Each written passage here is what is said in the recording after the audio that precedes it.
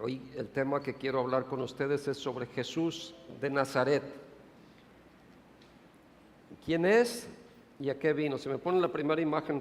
¿Quién es Jesús de Nazaret y a qué vino? ¿Quién es? Acompáñenme. No, una anterior, la del título. Jesús de Nazaret, ¿quién es y a qué vino? Vamos a orar. Señor, gracias, porque tu palabra nos da revelación, nos ayuda a tener entendimiento, nos ayuda a saber quién eres tú, Señor. Que hoy cuando salgamos de aquí tengamos plena convicción, plena revelación de lo que tú eres, Señor. Que nuestras vidas sean transformadas por tu palabra al conocer quién eres tú. Te lo pedimos en el nombre del Señor Jesús. Amén. Bueno, pues Jesús de Nazaret, ¿quién es y a qué vino? Y quiero platicarles, antes de que me pongan la imagen de una foto que puse ahí, aguántenme tantito, no me la pongan. Quiero hablarles una ilustración que escuché en esta semana y me encantó y dije, ahorita esto cabe muy bien. La reina Isabel II, todos sabemos quién es la reina Isabel, ¿no? Murió el 8 de septiembre del 2022 a la edad de 96 años y fue reina del Reino Unido por algo así como 70 años, una cosa así exagerada, longeva esta mujer. Pero luego de su muerte, su guardaespaldas de la Guardia Royal contó una historia. Y esta historia es la que quiero platicarles a ustedes. Él dijo que durante un verano la reina Isabel acostumbraba a ir a una casa que tenían de verano. Y esta es una casa que tenían en Escocia. Ahora sí, si me ponen la foto para que vean su casa, una casa de campo donde acostumbraba a ir, a ver si se puede poner esta foto donde está la reina y su familia. Bueno, mientras les sigo platicando, ella quiso ir a este lugar que acostumbraba ella estar ahí en el verano. Obviamente pues ya había muerto su esposo, ella ya era grande de edad, y al estar con su guardaespaldas decidieron ir a caminar por algunas, miren la casita que tenían ahí de verano, es un castillo, ¿verdad? Bueno, ella iba en verano a esta casa de vacaciones, casa de campo casi, ¿no? Pero estando ya en ese lugar, le pide a su guardaespaldas que la acompañe a caminar por algunas de las brechas de ahí, de esa región. Y estando caminando en esas brechas, de pronto se encuentran a unos que iban caminando ahí, eran unos turistas se presentan ellos iban de Estados Unidos, obvio no supieron que la que estaba ahí era la reina, y empiezan a entablar una conversación, ellos emocionados, aprendiendo sobre la zona, le empiezan a preguntar, y pues vieron una mujer grande y le dicen, ¿y usted vive por aquí? Y entonces ella pues les contesta, le dice, bueno, en realidad no, yo vivo en Londres, pero vengo como de vacaciones, no vengo de vez en cuando aquí, vengo a esta zona. He visitado este lugar desde que era niña, porque mi familia tiene una casa aquí, y la casa, ¿verdad? Es su casita. Y entonces, cuando ellos están platicando, dice, wow, dice, usted debe haber conocido a la reina. O sea, se emocionan ellos, ¿no? Y dice, pues en realidad no. Pero él, o sea, apuntando a su guardaespaldas, él la ve muy seguido.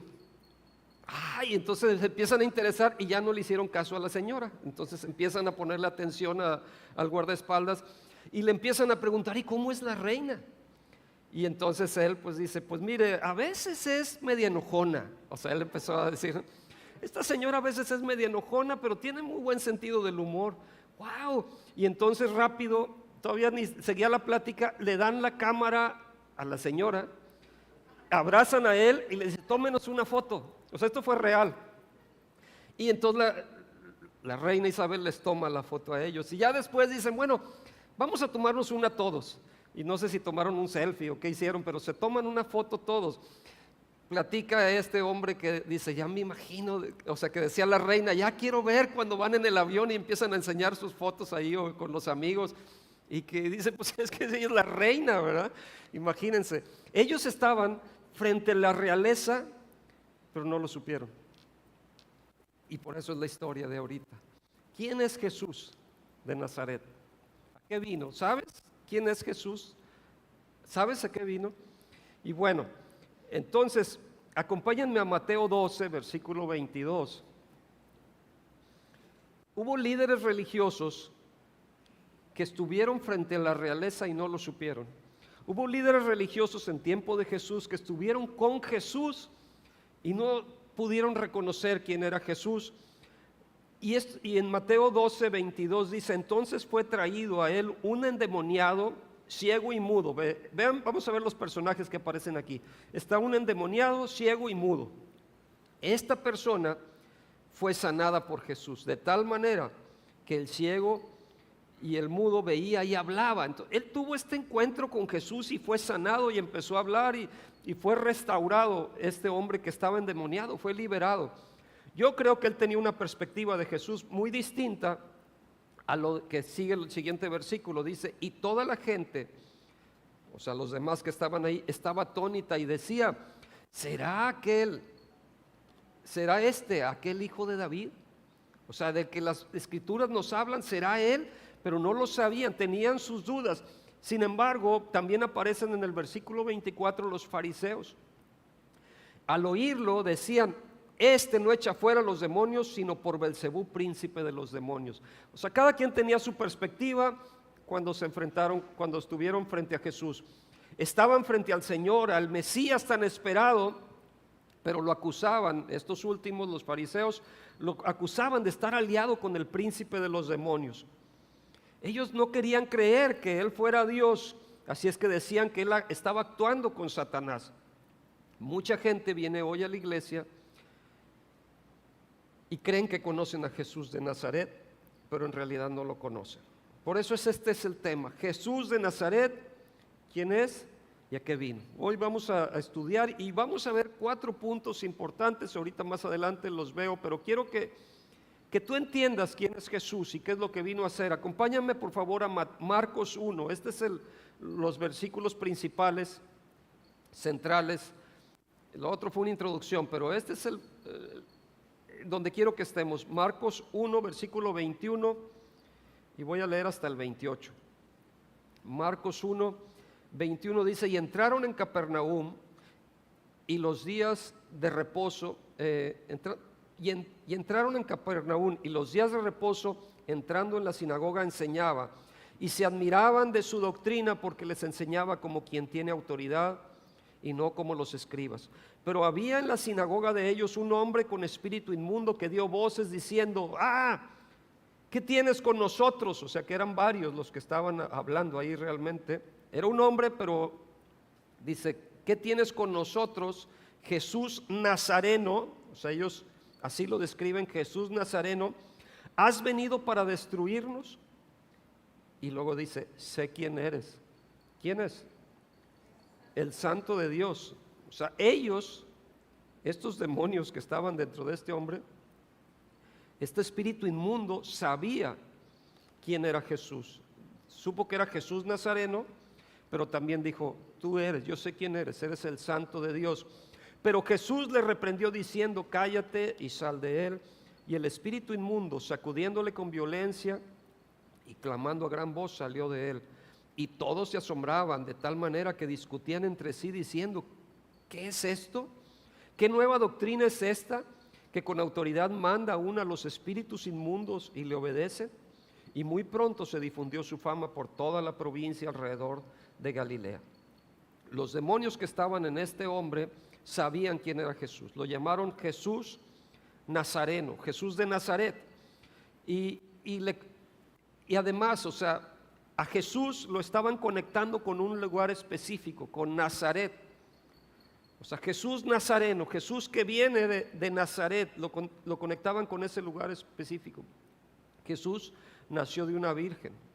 Jesús nació en Belén, pero luego creció, vivió en Nazaret. Y ellos le dicen, sé quién eres, el Santo de Dios. Entonces hoy quiero compartirles 4 verdades bíblicas de Jesús de Nazaret.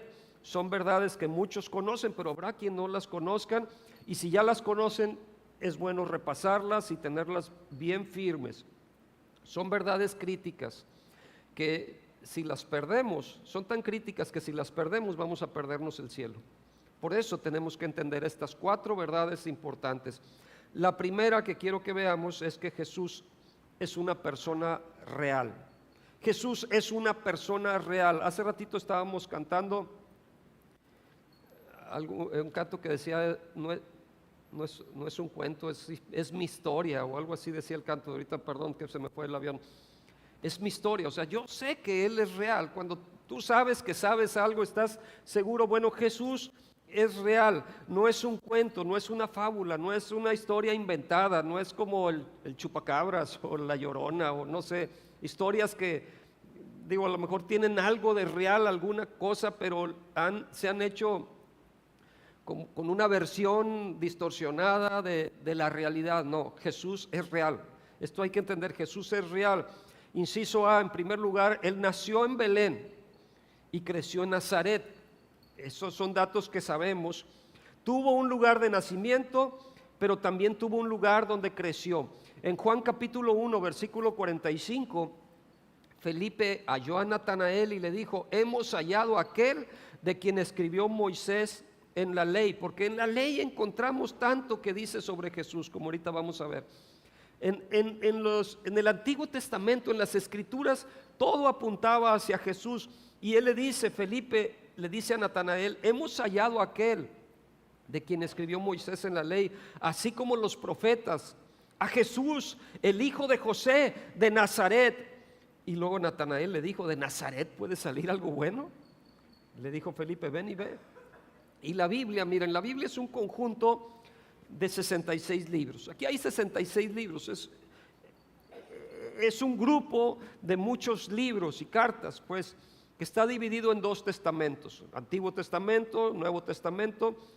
Y si vemos el Antiguo Testamento, todo está apuntando hacia Jesús. Los profetas, la ley, todo, vemos que soñaban, que había todo apuntando hacia Jesús. Pero luego encontramos en el Nuevo Testamento, ahí tenemos 27 libros. 27 libros que fueron escritos por 8 personas distintas. Encontramos a Mateo, Marcos, Lucas, Juan, a Pedro, a Pablo, a Santiago, a Judas, y todos ellos dan testimonio de que Jesús es una persona real. O sea, tanto en el Antiguo Testamento nos confirma lo que nos dice el Nuevo Testamento, que Jesús es una persona real. Ahora tal vez digas: bueno, pero ¿y las personas que no creen en la Biblia? Ok, te voy a dar tres datos importantes.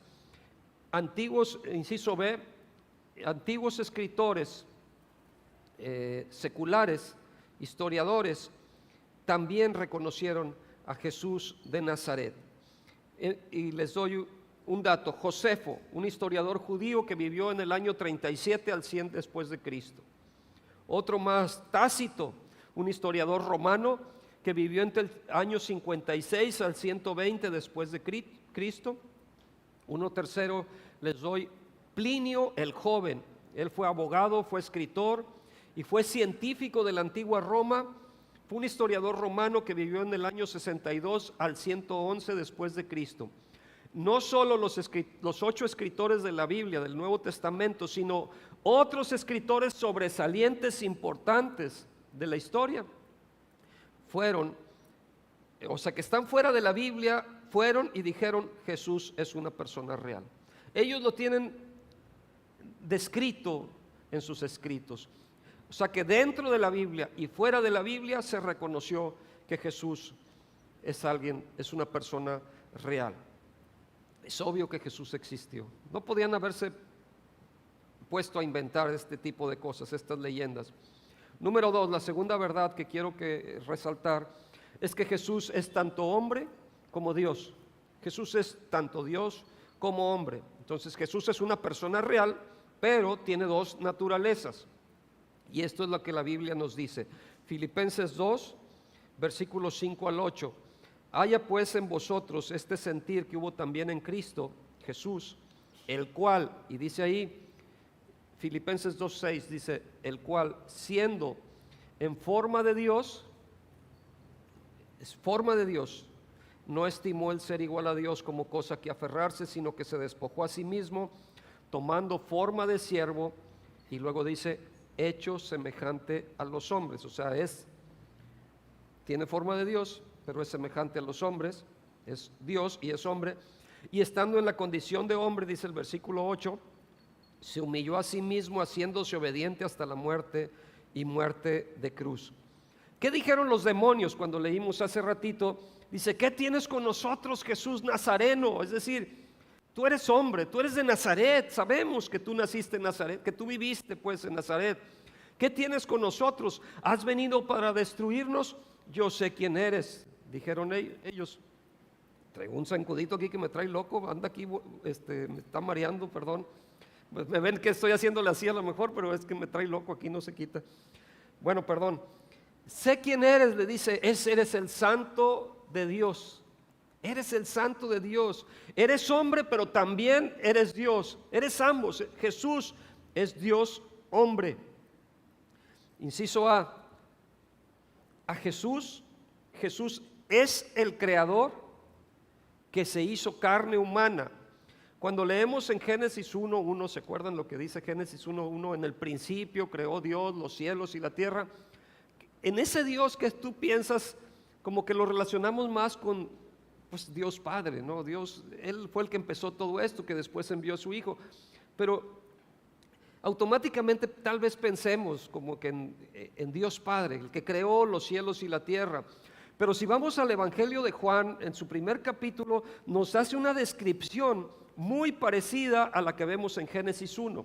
Vamos a Juan 1:1, me dice en el principio, pero ahora me cambia un poquito, me dice en el principio era el verbo, y el verbo era con Dios, y el verbo era Dios.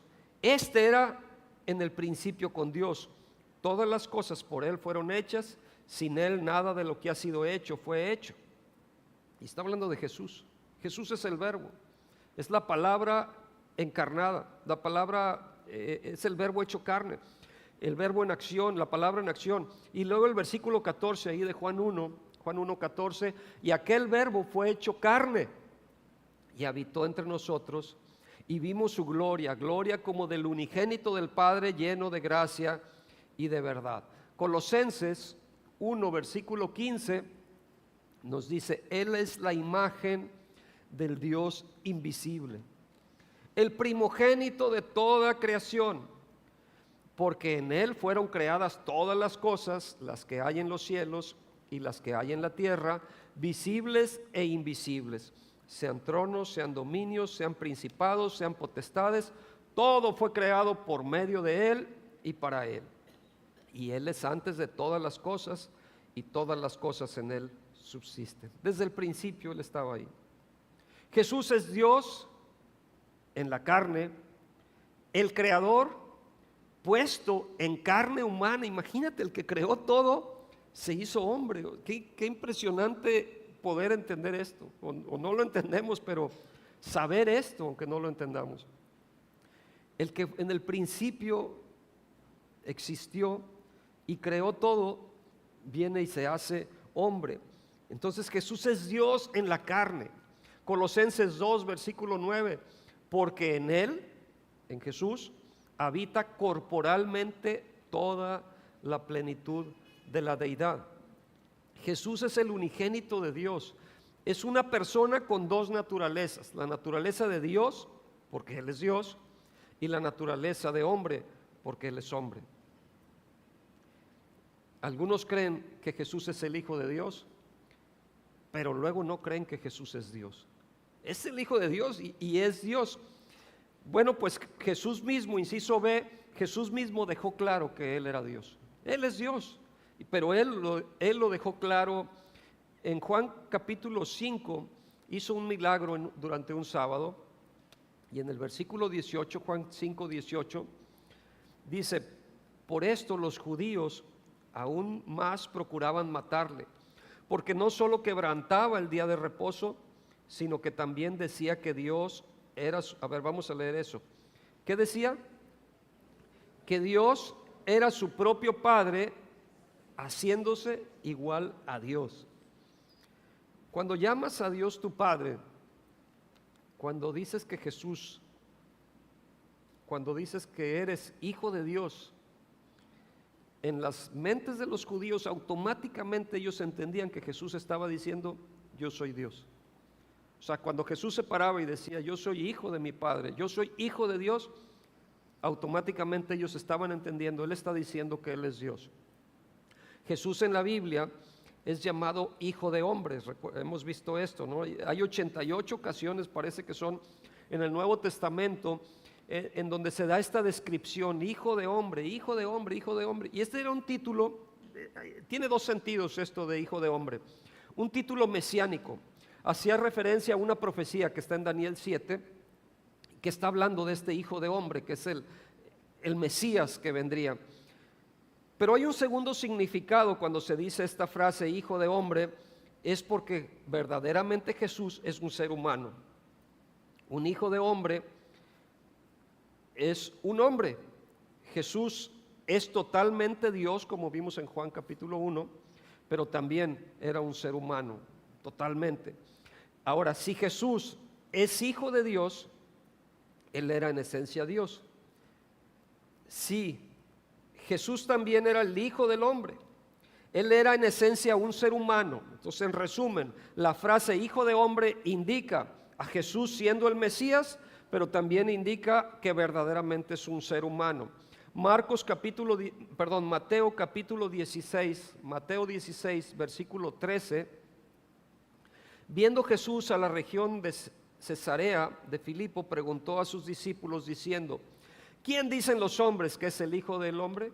Y esta pregunta te la hago a ti también. ¿Quién dices tú que es este Hijo del Hombre? Este que es Mesías, pero que también es hombre. ¿Quién dicen los hombres que es el Hijo del Hombre? Ellos dijeron, unos dicen que es Juan el Bautista, otros dicen que es Elías, y otros mencionan a Jeremías o alguno de los profetas. Y les dijo, ¿y vosotros quién decís que soy yo? O sea, el Hijo del Hombre, estaba diciendo Jesús. Respondiendo Simón Pedro le dijo, ¿qué le dijo? Tú eres el Cristo, el Hijo del Dios viviente. Y entonces le respondió Jesús, bienaventurado eres, Simón, hijo de Jonás, porque no te lo reveló carne ni sangre, sino mi Padre que está en los cielos. Entonces Jesús afirmó ser Dios. Hay otra ocasión ahí en Juan capítulo 8, cuando se sale esta discusión y le dicen, ¿a poco eres tú mayor? O le dicen, ¿acaso tú eres mayor que nuestro padre Abraham, el cual murió? Porque él decía, pues, con lo que decía como que los confundió y dijo, ¿a poco tú eres mayor que nuestro padre Abraham? Y luego le dijeron los judíos, si ni siquiera tienes 50 años, o sea, le dicen literalmente eso. ¿Cómo dices? Vamos a Juan 8:58. Jesús le dijo, de cierto os digo, antes que Abraham fuese, yo soy. O sea, le están diciendo, Abraham fue, pero yo soy. Y esa frase yo soy es un nombre, yo soy el que soy, lo encontramos en Éxodo 3, donde es el nombre de Dios, yo soy el que soy, es el que te envía. Yo soy, está diciendo Jesús, yo soy. Y luego dice que después de que dijo esto, Jesús tomaron piedras para arrojárselas y lo querían apedrear, porque el castigo de la blasfemia era ser apedreado. Te vamos a apedrear porque tú afirmas ser Dios, es lo que estaban diciendo. En Juan 10, versículo 30, yo y el Padre uno somos, dijo Jesús. Yo y el Padre uno somos. Entonces los judíos volvieron a tomar piedras para apedrearle. Jesús le respondió, muchas buenas obras os he mostrado de mi Padre, ¿por cuál de ellas me apedreáis? Y entonces le respondieron los judíos diciendo, por buena obra no te apedreamos, sino por la blasfemia, porque tú siendo hombre te haces Dios. Porque Jesús reconoció y afirmó ser hijo de Dios, pero afirmó ser Dios. Y esto lo entendían los judíos, por eso lo querían matar. Él dijo ser el Hijo de Dios, diciendo que era Dios. Mateo 26:61. Hubo otra discusión donde Jesús dice, yo puedo derribar el templo y puedo levantarlo en 3 días. Y estaba esta discusión, este alegato, cuando en Mateo 26:63 dice que entonces el sumo sacerdote le dijo, te conjuro por Dios viviente, por el Dios viviente, que nos digas si tú eres el Cristo, el Hijo de Dios. Dinos. Dinos claramente. O sea, eso que estás diciendo nos lleva a pensarlo, pero tú dilo claramente. ¿Eres el Hijo de Dios? ¿Tú eres el Cristo? Jesús le dijo, tú lo has dicho. Y además os digo que desde ahora veréis al Hijo del Hombre, a este Mesías esperado, a este hombre, sentado a la diestra del poder de Dios y viniendo en las nubes del cielo. Entonces el sumo sacerdote rasgó sus vestiduras diciendo, ha blasfemado.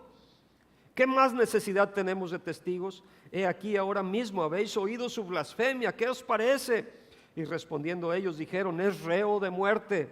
Entonces le escupieron en el rostro y le dieron de puñetazos y otros le bofetearon. Más tarde lo crucificaron. ¿Por qué? ¿Por qué lo abofetearon? ¿Por qué hicieron esto contra él? Porque él afirmó ser Hijo de Dios. Él dejó en claro que él era Dios. Por eso más tarde le crucificaron. Entonces Jesús es una persona real, pero también a la vez es Dios y es hombre. Número 3, tercera verdad. Jesús vino a la tierra en una misión de rescate. Ese fue el propósito por el que vino a la tierra. Dice Lucas 19:10, porque el Hijo del Hombre no vino a buscar, porque el Hijo del Hombre vino a buscar y a salvar lo que se había perdido. A eso vino Jesús. Vino a buscarte a ti, vino a buscarme a mí, porque estábamos perdidos. Y ese es el propósito por el cual vino a la tierra, con una misión de rescate, salvar a lo que se había perdido. En Hebreos 2, versículo 14, así que por cuanto los hijos participaron de carne y sangre, él también participó de lo mismo para destruir por medio de la muerte al que tenía el imperio de la muerte, esto es al diablo, y liberar a todos los que por el temor de la muerte estaban durante toda la vida sujetos a servidumbre. Porque para esto apareció el Hijo de Dios, para deshacer las obras del diablo, dice en primera de Juan 3:8 para los que apuntan. Para esto apareció el Hijo de Dios, para deshacer las obras del diablo. Inciso A, él Jesús, que vino con una misión, él tenía que vivir una vida sin pecado y sin mancha. Eso se requería para el Cordero de la Pascua. Primera de Pedro 1:18, sabiendo que fuisteis rescatados de vuestra vana manera de vivir, la cual recibisteis de vuestros padres, no con cosas corruptibles como oro o plata, sino con la sangre preciosa de Cristo, como de un cordero. ¿Cómo es el cordero? Sin mancha y sin contaminación. Él tenía que vivir una vida sin pecado, sin mancha, para poder ser ese cordero de Dios que quita el pecado del mundo. Cuando escogían un cordero para la Pascua, no escogían cualquier cordero. Tenía que cumplir ciertas características, tenía que ser intachable, tenía que ser sin defecto. No ibas a poner el tres orejas o al jolino o al que estaba sin cola, al que le faltaba una pata. No, tenía que ser el cordero perfecto, y Jesús es el cordero perfecto que fue a ser sacrificado por nosotros. No escogían cualquier cordero, tenía que ser sin defecto, perfecto, sin mancha ni contaminación. Si el Señor Jesús hubiera tenido pecado, no podría haber sido el que pagara nuestro sacrificio, hubiera sido insuficiente. Pero en primera de Pedro 2:22 nos dice, el cual no hizo pecado, ni se halló engaño en su boca. Ese es Jesús, no hizo pecado, no hubo engaño en su boca, él nunca mintió, él nunca pecó.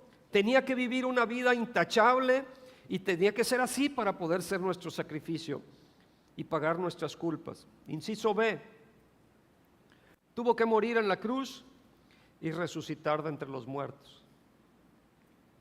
En Marcos 10:45 nos dice, porque el Hijo del Hombre no vino para ser servido, sino para servir y ¿para qué? Dile al de al lado, ¿para qué vino Jesús? Él vino, despiértalo por favor, que se me están durmiendo 2, 3. Jesús vino para dar su vida en rescate por muchos. Pero ellos creían que el Mesías iba a reinar, iba a gobernar, pues era el hijo de David. Ellos creían no que iba a morir, no habían entendido perfectamente cuál era la misión a la que venía Jesús. En Lucas 24, cuando nos habla la historia que van al sepulcro, Jesús ya había muerto, lo habían sepultado en una tumba prestada, y vinieron al sepulcro, y cuando llegan, de pronto encuentran que la piedra, la gran piedra, había sido removida del sepulcro, y no hallaron el cuerpo del Señor Jesús. Y entonces les aparecen dos varones resplandecientes, y ellos dicen: ¿por qué buscas entre los muertos al que vive? Imagínate esta imagen, ¿no? De que de pronto vas al cementerio, al panteón, está abierto, y te aparecen dos varones resplandecientes que te dicen: ¿por qué buscas entre los muertos al que vive? Y luego Lucas 24:6, no está aquí, sino que ha resucitado. Acordaos de lo que os habló cuando aún estaba en Galilea, diciendo: es necesario que el Hijo del Hombre sea entregado. Es necesario, noten esto, es necesario que el Hijo del Hombre sea entregado en manos de hombres pecadores, y que sea crucificado y resucite al tercer día. Y luego dice que se acordaron de esas palabras. Sí, es cierto, Él nos había dicho ya esto. Él nos había dicho que iba a resucitar al tercer día.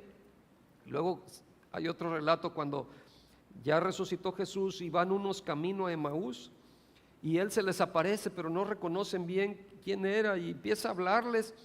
Pero entre lo que les dice Lucas 24:26, no era necesario que el Cristo padeciera estas cosas y que entrara a su gloria. No era necesario. Era necesario. Él tenía que morir para pagar nuestros pecados y resucitar de entre los muertos. No hay salvación sin su sacrificio. No hay salvación sin la muerte y resurrección de Cristo. Por eso vino a la tierra, en una misión de rescate. Y hay muchas personas que creen ser buenos y dicen: no, pues yo ya me merezco el cielo. Creen que se lo merecen. Tus obras, la verdad que, perdón que te lo diga, igual que las mías, son basura. No son suficientes. Nunca vamos a alcanzar los estándares de Dios para ser lo suficientemente buenos y merecernos ir al cielo. Estamos perdidos, es lo que tenemos que entender. No hay forma que por alto que brinques llegues al cielo. Pues cuando mucho brincarás 1 metro, y si estamos ya más gorditos, menos brincamos, medio metro si acaso. Imagínate llegar al cielo, imposible. ¿Cómo vas a llegar al cielo brincando? Es como lo mismo que tratar con tus obras de llegar al cielo. Es imposible, o sea, no hay forma, no hay forma. No te alcanza, ni aunque sumes las de toda la humanidad, no son suficientes esas obras para llegar al cielo. Aunque las pusieran a tu favor, no son suficientes. Estamos perdidos totalmente, porque por mucho que brinquemos, no vamos a llegar ni al techo, menos al cielo. Pero muchos creen que por ser buenos irán al cielo, pero eso no es lo que la Biblia dice. La Biblia nos aclara que no hay ninguno que sea bueno. No hay ninguno. En Romanos 3, versículo 10 dice que está escrito: no hay justo ni aún uno. No hay nadie. No hay nadie, ni uno, salvo Jesús. Romanos 3, 23. Por cuanto todos pecaron y están destituidos de la gloria de Dios, siendo justificados gratuitamente por su gracia mediante la redención que es en Cristo Jesús. Es imposible para ti, pero gratuitamente puedes tú tener la salvación a través de Jesús. Por eso es necesario que Cristo padeciera en nuestro lugar, que Cristo fuera a esa cruz. Él dio su vida para rescatarnos. Y la cuarta y última verdad que quiero mencionarles es esta: Jesús salvará a todo aquel que se arrepienta y crea. Jesús va a salvar a todo aquel que se arrepienta y crea. En primera de Timoteo 1, versículo 15, palabra fiel y digna de ser recibida por todos, que Cristo Jesús vino al mundo. Es primera de Timoteo 1, 15, pónganmelo por favor. Palabra fiel y digna de ser recibida por todos, que Cristo Jesús vino al mundo para salvar a los pecadores, de los cuales yo soy el primero. Pero ¿cómo puede ser salvado? Vamos a ver dos incisos. Inciso A: Debes tener conciencia de tu desesperada situación.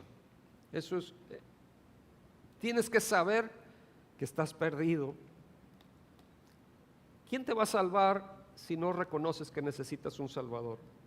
Tú debes tener conciencia de tu desesperada situación. Si no estás en Cristo, estás en una situación desesperada. Estás perdido totalmente. Necesitas tener temor del Señor, que es el principio de la sabiduría, es el principio del conocimiento. Si tienes temor de Dios, entonces podrás llegar a ser salvo. Mateo 10:28. Y no temáis a los que matan el cuerpo, mas el alma no pueden matar. Temed más bien a aquel que puede destruir el alma y el cuerpo en el infierno. Dios es el único que puede cambiar tu destino, de que en lugar que vayas al infierno, que es a donde si no estás en Cristo segurito vas. El único que puede librarte de eso es Dios. Por eso hay que tener temor de Dios, respeto de Dios, un respeto reverente. Necesitas reconocer tus pecados y ver que estás perdido ante Dios, ante un Dios santo. Por muchas obras que tú hayas hecho, sigues siendo corrupto, sigues estando perdido. No hay forma que te puedas salvar por ti mismo, necesitas un Salvador. Tus estándares no son suficientes ante los estándares de Dios. Pero inciso B, debes confiar únicamente en Jesús para tu salvación.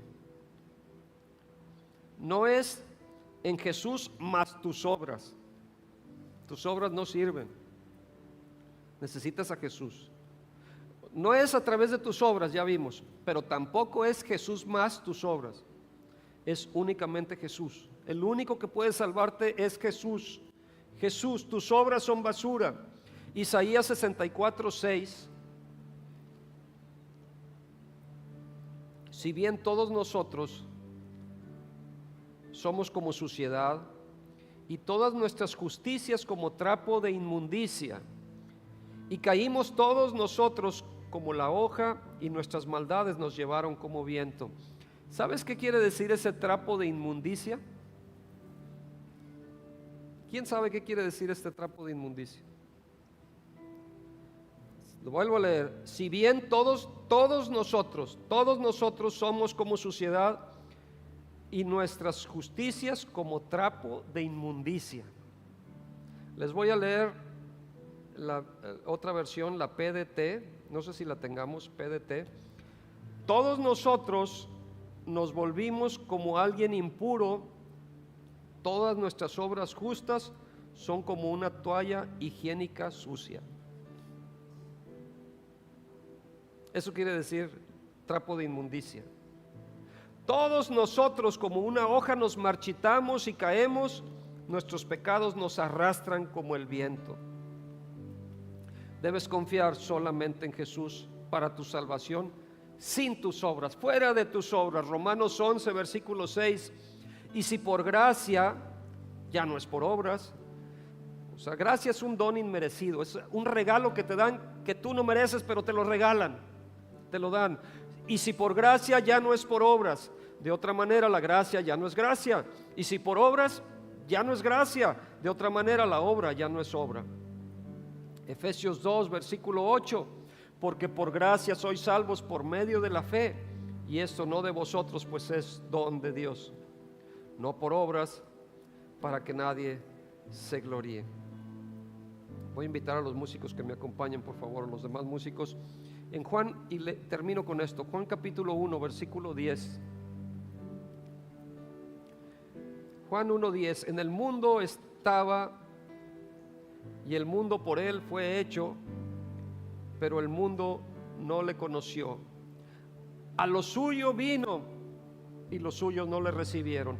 Mas a todos los que le recibieron, a los que creen en su nombre, les dio potestad de ser hechos hijos de Dios, a los cuales no son engendrados de sangre, ni de voluntad de carne, ni de voluntad de varón, sino de Dios.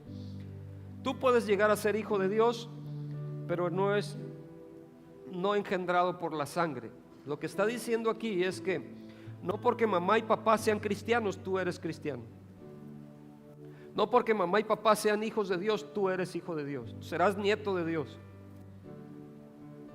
No porque tu abuelita va a la iglesia, tú eres cristiano, hijo de Dios. Porque esto no se engendra. Se requiere el nacimiento nuevo, un nuevo nacimiento. No hay otra forma. Es un regalo de Dios y tu decisión es caminar con Dios o sin Dios. O sea, llega un momento en la vida en que tienes que hacer un alto y decir, bueno, ya me he ido mucho tiempo por la libre, he ido solo, necesito a Dios. Necesito agarrarme de Dios. Necesito caminar con Dios. ¿Es con Dios o sin Dios? Aunque mamá y papá estén con Dios, eso no te hace a ti estar con Dios. Tú tienes que decidir por ti mismo. Necesitas nacer de nuevo. Y cuando recibes a Jesús en tu vida, si estás en Cristo, la Biblia dice que eres una nueva criatura. 2 de Corintios 5:17. De modo que si alguno está en Cristo, nueva criatura es una nueva creación. Las cosas viejas pasaron y aquí todas son hechas nuevas. Ya no hay pasado. Un bebé no tiene pasado. Un bebé empieza a nacer. Bueno, ¿quieres borrón y cuenta nueva? Ven a Cristo hoy. Ven a Cristo hoy. Tal vez tú ya dices, bueno, sí, yo ya invité a Jesús a mi corazón. Pues vamos a renovar votos, ¿les parece? Esto es algo que se hace una vez en la vida, pero puedes tú renovar. Yo me casé con mi esposa, pero podemos, por cierto, acabamos de cumplir 27 años de casados, felizmente casados. Y podemos renovar votos, no decir, no, es que ya me casé hace 27 años, ya te dije que te quería, ya no te voy. No, pues vamos a renovar votos, ¿no? Bueno, vamos a renovar votos con Dios. Y si hay alguien que por primera vez esté haciendo esa oración, esto es debido a muerte, porque estás pasando de tinieblas a la luz, de muerte a vida. Pónganse de pie y vamos a orar y vamos a reconocer que Jesús es nuestro Señor, nuestro Dios. Él vino a rescatarte, por amor a ti Él entregó su vida, Él viene para estar contigo. Habrá alguien que diga, yo quiero entregar mi vida al Señor Jesús. Yo quiero entregar mi vida. Levanta tus manos al cielo y vamos a orar. Dile, Señor Jesús, fuerte, Señor Jesús, yo reconozco mis pecados, reconozco mis errores, reconozco mis faltas, reconozco que estoy perdido, pero también te reconozco como mi Señor, mi Rey, mi Salvador. Líbrame de la muerte. Rescátame, Señor. Perdona mis pecados. Límpiame. Solo tú, que nunca pecaste, puedes ser ese Cordero de Dios que quita el pecado del mundo. Solo tú pudiste tomar mi lugar en esa cruz para rescatarme, para salvarme. Hoy te rindo mi vida. Confieso que eres mi Señor, mi Rey, mi Salvador. Me pongo en tus manos, Señor. Te entrego el timón de mi vida. En el nombre del Señor Jesús. Amén.